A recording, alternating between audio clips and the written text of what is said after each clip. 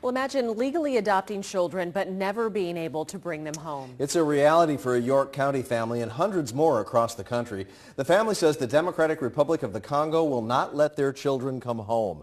CBS 21's Sherry Christian sat down with the couple who have 2 adopted kids, but they're stuck in Africa.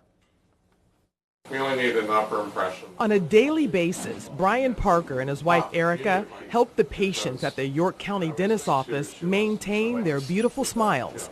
But it's these smiles that they cannot see in person that keeps them up at night. They belong to their adopted son and daughter, Gino and Benedicte. We wanted to be parents. But the Democratic Republic of the Congo is holding up that dream by refusing to give internationally adopted children written permission to leave the country and begin a new life in a new loving home. In the Parkers case, a home with 2 rooms, one for a boy and one for a girl, with stuffed animals keeping watch until the children can fill the void. After watching a video on the plight of children in Africa, they focused on an adoption in the Democratic Republic of the Congo. For all the hell in the video and what those people's lives are like, the kids' eyes still were bright. The kids' eyes still had hope. The Parkers thought they did everything right. It seemed like the DRC had a straightforward process, and things began moving along in 2011. One day, we got the email. This is the email you wait for, the email that stops your heart, makes you want to just get hysterical, the email from the agency that says, we need to talk, we have a referral, and you wait to see pictures of the child that is going to be yours. At first, they wanted to adopt one little girl, but that wish quickly grew into 9-year-old Gino and his 8-year-old sister Benedicte. The Democratic Republic of the Congo's court system approved their adoption back in November 2012, and so did the U.S. State Department. After a lengthy review, the children were granted U.S. visas. But there's a catch. The DRC requires any citizen to have a written exit permit just to leave its borders. For the nearly 400 American adopted children, the country simply refuses to grant those exit permits. And it seemed like it was moving very smoothly. It was 10 months probably.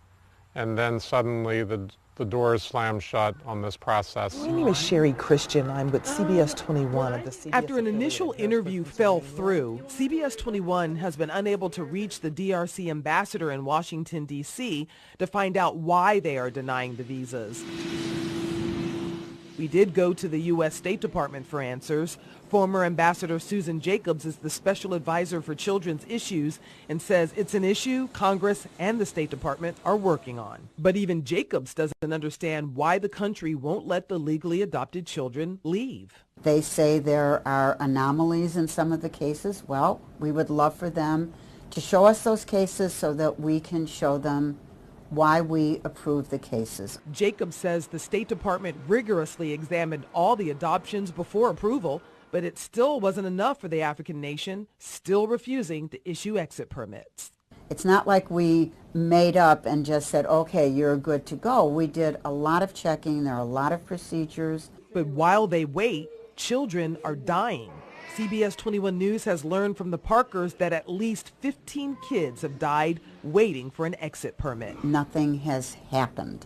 And it is incredibly frustrating because these children are getting older.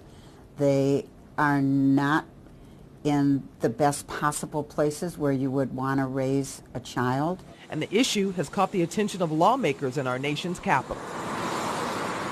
We demand action, not rhetoric. Congressman Scott Perry is calling on the State Department to cut off aid to force the African country to change its position. Hundreds of millions of dollars on the DRC regarding security, regarding economic development, and it seems to me that that could be used as leverage by our State Department. For the families waiting in limbo, as legally adoptive parents, they must pay all school, medical, and housing expenses for the children.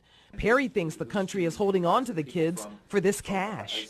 If these children just become a cash cow for the government and to continue the orphanage and that money that's sent for that child is actually used to fund many children or something else. The burden of costs has caught up to the Parker family. Their adopted son Gino has already had 3 blood transfusions after an illness last September. but still no answer to why the Congo won't let these kids come home. That is the $64 million question. I see a developing nation whose people, many are starving, who live in conditions that you and I can't even imagine. And they close down international adoptions. Sherry Christian, CBS 21 News. It's precious kids. Hopefully they can get that worked out. so. My God. All across America, families are gathering to celebrate all they have to be thankful for. And for one Adams County family, there's one thing that tops their Thanksgiving list, the arrival of their son and daughter. We first brought you Brian and Erica Parker's story earlier this month. They legally adopted the brother and sister from the Democratic Republic of the Congo back in 2012, but the children were denied exit permits to actually leave and join their parents in the United States. 3 weeks after CBS 21 Sherry Christian's report, they received the news they've been waiting for. Landed. My children are home. Just about.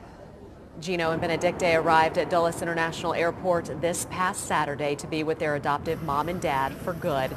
And CBS 21 News, our news team, Sherry Christian, Bill Siders, they were there to capture the heartwarming moment, 3 years in the making. It was a typical Saturday afternoon at the International Arrivals Gate at Dulles Airport in Virginia.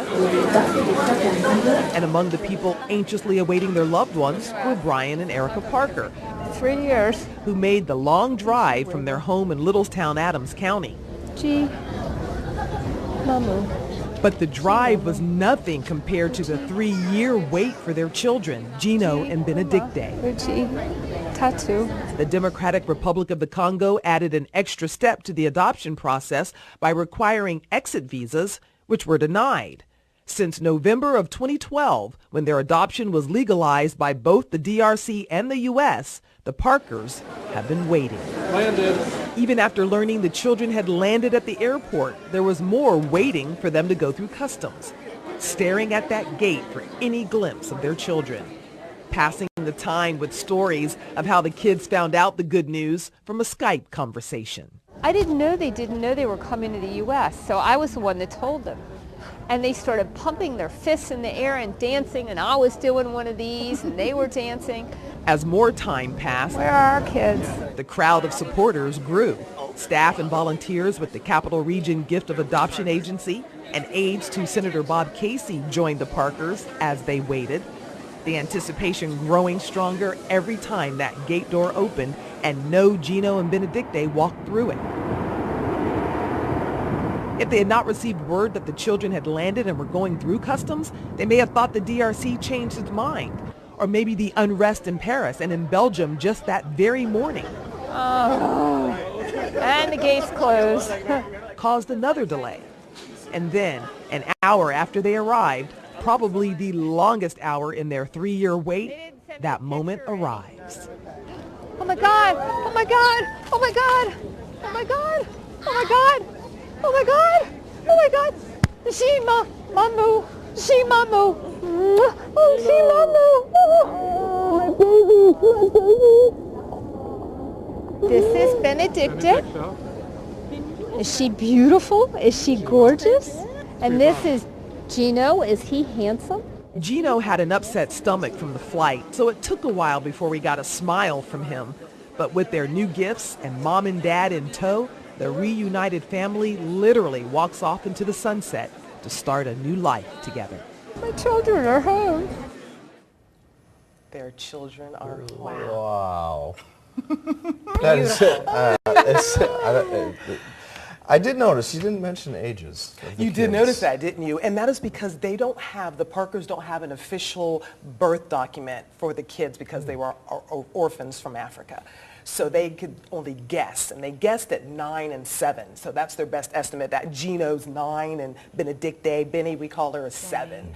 But they don't know. I'm What sure the parents beautiful will children. set up some sort of birthdays Yeah. for both of Absolutely. them, so they can have a birthday cake and everything that goes with it. Probably this past Saturday, use that date. Exactly. so. That's a good idea. Now, you know, Tanya and Rob, there are still hundreds of families, our best guesstimate, hundreds of families from around the world still waiting for their children that they adopted from the DRC to be given their exit permit so they can come home.